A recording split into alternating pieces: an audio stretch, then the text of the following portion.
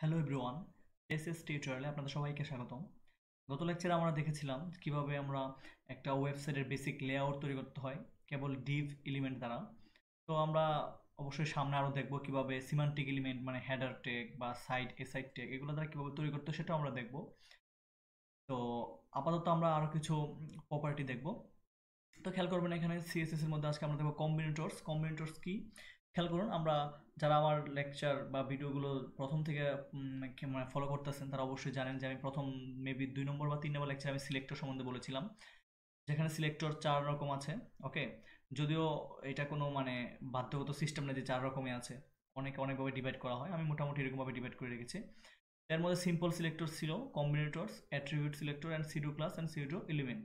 ওকে, তো আমি আমার ওই লেকচারে মেবি সিম্পল সিলেক্টর সম্বন্ধে বলেছিলাম, এবং সিম্পল সিলেক্টরের মধ্যে আমাদের ছিল হচ্ছে টাইপ, যেমন ট্যাগ নেম ইউজ করে আমরা সিলেক্ট করতে পারবো, দেন হচ্ছে ক্লাস, দেন হচ্ছে আইডি, অ্যান্ড দেন হচ্ছে ইউনিভার্সাল। ওকে, তো এতদিন আমরা যে সিএসএস করেছি সবগুলো কিন্তু আমরা এগুলো দিয়ে আমরা সিলেক্ট করেছিলাম, হয় আইডি দ্বারা হয় ক্লাস দ্বারা। ওকে, তো আজকে আমরা দেখবো কম্বিনেটর সিলেক্টর কি।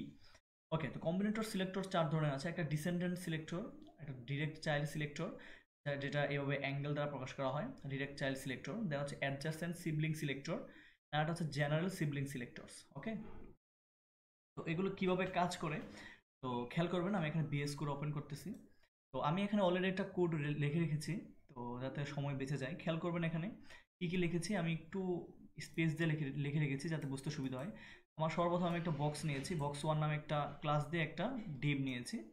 ওকে, তো এই ডিভের ভিতরে দুইটা চাইল্ড আছে। খেয়াল করুন, দুইটা না, এই হ্যাঁ, এ একটা চাইল্ড অ্যান্ড এ একটা চাইল্ড। ওকে, দুইটা চাইল্ড এবং একটা চাইল্ড, তিনটা চাইল্ড। তো এই বক্স ওয়ান যে ডিভ আছে তার ভিতরে তিনটা চাইল্ড আছে। ওকে, এই তিনটা চাইল্ডের মধ্যে যে 3 নম্বর চাইল্ড, এর ভিতরে আবার আরেকটা এইচ ওয়ান আছে অ্যান্ড ওয়েল আছে। ওকে, তো আশা করি এইটা আপনারা বুঝতে পারছেন। আর যদি আপনাদের মানে আরও বুঝতে অসুবিধা হয় তাহলে ভিডিওটা পজ করবেন, পজ করে দেখে নেবেন। ওকে, দেন আমি আরেকটা ডিপ নিয়েছি নিচে, যেটার নাম হচ্ছে বক্স টু। ওকে, তো এটার মধ্যে জাস্ট একটাই আছে, হেডিং ওয়ান। ওকে, দেন আমি যদি কন্ট্রোল সেভ করে আমি রান করাই এটাকে,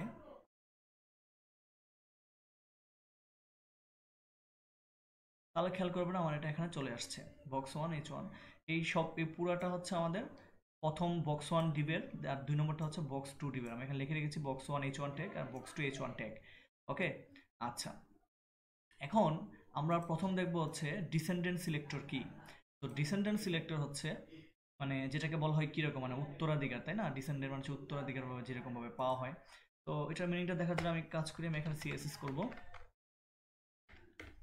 ওকে, তো খেয়াল করবেন আমার এরকম হতে পারে যে এই বক্স ওয়ান যে ডিভ আছে তার ভিতরে যতগুলো এইচ ওয়ান আছে সবগুলোকে আমার, যদি আমার সিএসএস করা দরকার পড়ে, তো আমি প্রত্যেকটাকে একটা একটা করে আমি সিলেক্ট করব না, আমি ডিসেন্ডেন্ট সিলেক্টর ইউজ করতে পারি। খেয়াল করুন আমার এখানে একটা এইচ ওয়ান আছে, এখানে একটা এইচ ওয়ান আছে। ওকে, যদিও এই এইচ ওয়ানটা ডিরেক্ট বক্স ওয়ানের চাইল্ড না।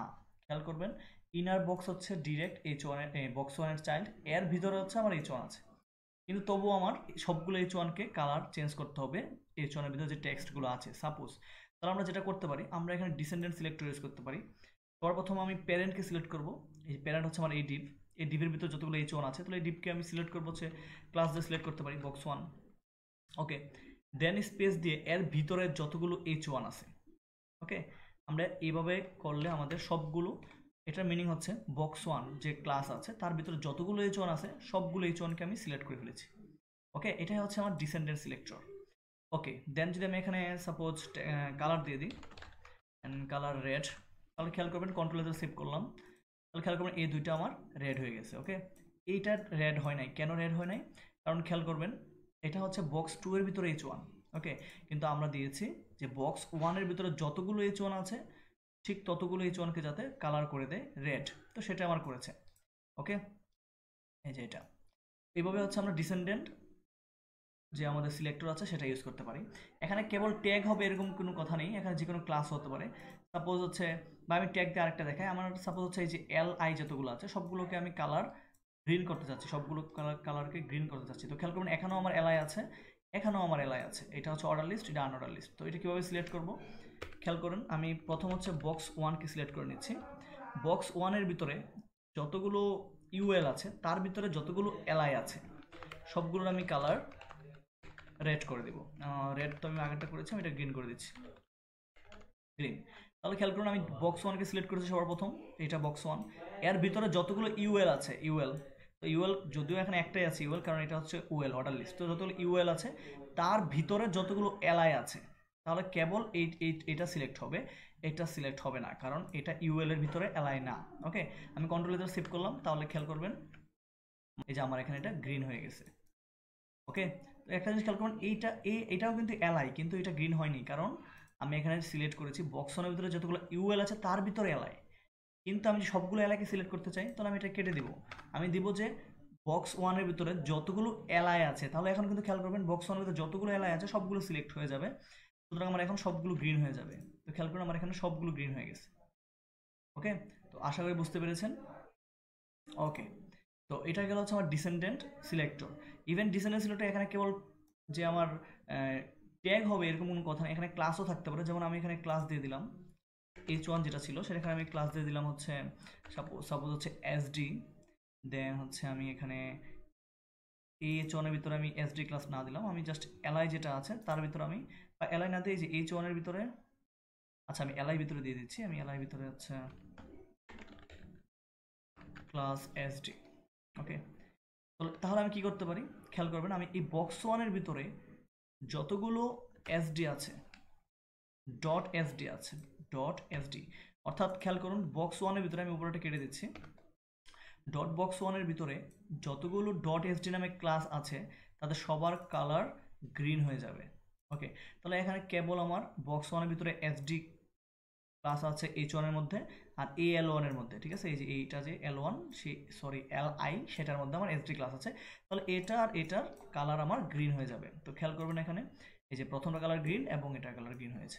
ওকে, সুতরাং ডিসেন্ডেন্ট সিলেক্টর দ্বারা আমরা যে কোনো জিনিসকে সিলেক্ট করতে পারবো একটার ভিতরে কি আরেকটা। ওকে, দেন নেক্সট আমরা যেটা দেখবো সেটা হচ্ছে ডিরেক্ট চাইল্ড সিলেক্টর। ওকে, ওকে, তাহলে খেয়াল করবেন এখানে যদি আমার এরকম দরকার পড়ে যে বক্স ওয়ানের ভিতরে যে চাইল্ড H1 আছে, খেয়াল করেন এটা হচ্ছে চাইল্ড H1, এটা ডিরেক্ট চাইল্ড, এটা কিন্তু এই H1টা কিন্তু এর ডিরেক্ট চাইল্ড না। আপনারা ভাবতে পারেন এটা হচ্ছে এটা হচ্ছে, এটা যদি চাইল্ড হয় এটার প্যারেন্ট হচ্ছে এটা, আর এটা হচ্ছে আর জ্ঞানপা, এটা ভাবতে পারেন। ওকে, তাহলে আমরা যদি চাই শুধু চাইল্ড যেগুলো আছে সেগুলোকে সিলেক্ট করতে, আমি যদি এখানে আরেকটা H1 দিই, আমি এখানে যদি আরেকটা H1 দিয়ে দিই জাস্ট লরেম 4, ওকে, তাহলে খেয়াল করবেন আমার এখানে কিন্তু দুইটা H1 আছে এবং দুইটাই চাইল্ড, যদিও তিনটা H1 আছে এটা চাইল্ড না। তো আমি যদি এখানে এটাকে সিলেক্ট করি এভাবে যে ডট বক্স ওয়ানের ভিতরে যতগুলো H1 আছে, তাহলে কিন্তু সমস্যা হয়ে যাবে। কেন? কারণ এখানে তিনটা H1 আছে, সবগুলো সিলেক্ট হয়ে যাবে এর ভিতরে, কিন্তু আমি চাচ্ছি যে যেগুলো ডিরেক্ট চাইল্ড সেই H1গুলি যাতে সিলেক্ট হয়, তাহলে আমরা ডিরেক্ট চাইল্ড সিলেক্টর ইউজ করব, সেটা হচ্ছে ডট বক্স ওয়ান দিয়ে আমরা অ্যাঙ্গেল ইউজ করব একটা। ওকে, এই অ্যাঙ্গেলের ফলে আমরা H1 দিব, এর মানে হচ্ছে যে ডট বক্স ওয়ানের ভিতরে যে চাইল্ড, এটা মানে হচ্ছে ডিরেক্ট চাইল্ড H1 আছে সেইগুলোর কালার রেড হয়ে যাবে। ওকে, দ্যাটস ইট। এর মানে হচ্ছে খেয়াল করুন এটা আমার কালার রেড হবে, এটার কালার রেড হবে, কিন্তু এটার কালার রেড হবে না কারণ এটা ডিরেক্ট চাইল্ড না। ওকে, দেন আমি কন্ট্রোল দ্বারা সেভ করলাম, তাহলে রান করি, তাহলে খেয়াল করবেন জাস্ট প্রথমটা আমার চেঞ্জ হয়েছে, দ্বিতীয়টা চেঞ্জ হয়েছে, কিন্তু এখানে এই যে H1 ছিল সেটা আমার চেঞ্জ হয়নি। আর এটা তো হবেই না কারণ এটা বক্স 2 এর H1, কারণ আমরা কেবল বক্স 1কে সিলেক্ট করেছি। ওকে, তো আশা করি বুঝতে পেরেছেন। এটা হচ্ছে আমার ডিরেক্ট চাইল্ডকে যদি সিলেক্ট করতে হয় তাহলে আমরা ডিরেক্ট চাইল্ড সিলেক্টর ইউজ করব অ্যাঙ্গেল দ্বারা। এখন হচ্ছে অ্যাডজাসেন্ট সিবলিং সিলেক্টর। ওকে, তো অ্যাডজাসেন্ট সিবলিং সিলেক্টর কিভাবে কাজ করে খেয়াল করবেন, আমি যদি চাই যে ডট বক্স ওয়ানের ভিতরে যে H1 আছে, সিবলিং মানে কি, আমরা সিবলিং মানে জানি হচ্ছে ভাই বোন, তাই না, মানে যেটা মানে সমবয়সী এরকম টাইপের, মানে ভাই বোন যেটা। তাহলে খেয়াল করুন এই যে বক্স ওয়ান, এই বক্স ওয়ানের পরে এই বক্স ওয়ানের যে চাইল্ড, এটা একটা চাইল্ড, দেন এটার পর আরেকটা চাইল্ড হচ্ছে এটা। ওকে, এখন আমরা চাচ্ছি যে এই যে চাইল্ড আছে এটার পরেরটাকে সিলেক্ট করতে, এটাকে সিলেক্ট করতে, তাহলে কিভাবে করতে পারি খেয়াল করবেন, আমি বলে দিলাম যে ডট বক্স ওয়ানের পরে যে H1 আছে, ডট বক্স ওয়ানের পরে যে H1 আছে তার যে সিবলিং, মানে তার ঠিক পরের সিবলিং, তাহলে আমি এখানে জাস্ট প্লাস দিব। ওকে, জাস্ট প্লাস দিব, প্লাস দিয়ে আমি বলে দিতে পারি যে H1, তাহলে কি হবে খেয়াল করুন, বা আমি যদি ইউএল কে সিলেক্ট করতে চাই যে H1 এর পরে ইউএল কে, তাহলে আমি ইউএল লিখে দিতে পারি, ইউএল। দ্যাট মিনস H1 এর পরে হচ্ছে ইউএল আছে, তাকে কেবল সিলেক্ট করবেন। তো খেয়াল করবেন কেবল ইউএল এর কালার রেড হয়েছে। ওকে, এটা মানে হচ্ছে সিবলিং বোঝায় H1 এর। খেয়াল করুন H1 এর সিবলিং কিন্তু আরো অনেকে আছে, যেমন এই বক্স 1 এর চাইল্ড হচ্ছে এটা, দেন এটা, দুইটা চাইল্ড, তিনটা চাইল্ড, এন্ড হচ্ছে চারটা চাইল্ড। ওকে, এই বক্স 1 এ কিন্তু চারটা চাইল্ড আছে। আমরা যদি চাই যে না কেবল এটাকে সিলেক্ট করতে বা কেবল এটাকে সিলেক্ট করতে, তাহলে কিন্তু খুব ইজিভাবে আমরা পারবো। ওকে, তো নেক্সট আমরা যেটা দেখবো সেটা হচ্ছে জেনারেল সিবলিং সিলেক্টর। তো জেনারেল সিবলিং সিলেক্টর আমরা টিডল সাইন দিয়ে হচ্ছে প্রকাশ করা হয়। ওকে, তো এটা মানে হচ্ছে এটাও সিবলিং, কিন্তু এটা হচ্ছে সবগুলোকে আমার সিলেক্ট করবে। খেয়াল করবেন এখানে একটা জিনিস, এখানে আমি ইউএল কে সিলেক্ট করেছিলাম, আমি যদি আরেকটা ইউএল কে এখানে সেম টু সেম দিয়ে রাখি, আরেকটা ইউএল দিলাম, জাস্ট আমি এখানে কি দিতে পারি, জাভা জাভা সি, দেন হচ্ছে আমার সি প্লাস প্লাস, আমি এরকম কিছু দিয়ে দিলাম। তো খেয়াল করেন এখানে ইউএল দুইটা আছে, আমি এখানে সিলেক্ট করেছি H1 এর যে সিবলিং, এর সিবলিং হচ্ছে প্রথম সিবলিংকে সিলেক্ট করার জন্য, মানে এর ইউএল সিবলিংকে সিলেক্ট করার জন্য। তো H1 এর কিন্তু দুইটা সিবলিং আছে ইউএল, তো সে কাকে সিলেক্ট করবে, সে কেবল প্রথমটাকে সিলেক্ট করবে, কারণ প্লাস দেওয়া মানে তার প্রথম সিবলিংকে সিলেক্ট করা। তো আমি যদি কন্ট্রোল এজার সেভ করে রান করি, তাহলে খেয়াল করবেন জাস্ট প্রথমটাই কিন্তু আমার রেড হয়েছে, এটা রেড হয়নি। ওকে, তো প্লাস দেওয়া মানে হচ্ছে কেবল একটা, মানে ওর ঠিক পরের সিবলিংকেই সে সিলেক্ট করবে। ওকে, এখন আমি চাচ্ছি যে না H1 এর যে সিবলিং আছে ইউএল, যতগুলো সিবলিং ইউএল আছে তাদের সবাইকে সিলেক্ট করতে, তাহলে আমি এখানে জেনারেল সিবলিং সিলেক্টর ইউজ করব, সেটা হচ্ছে টিডল সাইন দিয়ে। ওকে, টিডল সাইন হচ্ছে ওয়ানের সাথে যেটা আছে সেটা শিফট প্রেস করে দিলেই হবে। ওকে, তাহলে খেয়াল করবেন এখানে, তাহলে এটা কি হবে, এটা হচ্ছে যতগুলো H1 এর যতগুলো সিবলিং ইউএল আছে, ওকে, যতগুলো ভাই বোন ইউএল আছে সবগুলো সিলেক্ট হবে। তো এর এর সিবলিং ইউএল কেবল দুইটাই আছে, তো ওই দুটোটাই সিলেক্ট হবে। তো খেয়াল করবেন আমার এখানে দুটোটাই সিলেক্ট হয়েছে এবং দুইটা কালারই রেড হয়েছে। ওকে, তো আশা করি বুঝতে পেরেছেন এই সিলেক্টরগুলো, এবং খুব বেশি ইউজ হবে এগুলো সামনে আমরা যখন বিভিন্ন ওয়েবসাইট ডিজাইন করা দেখাবো, তখন দেখবেন যে এটা প্রায় খুব বেশি ইউজ হবে। সুতরাং বাসায় প্র্যাকটিস করবেন। ওকে, আর যদি কোনো সমস্যা থাকে তাহলে কমেন্টে জানাতে পারেন, আমি রিপ্লাই দেওয়ার চেষ্টা করব। ধন্যবাদ।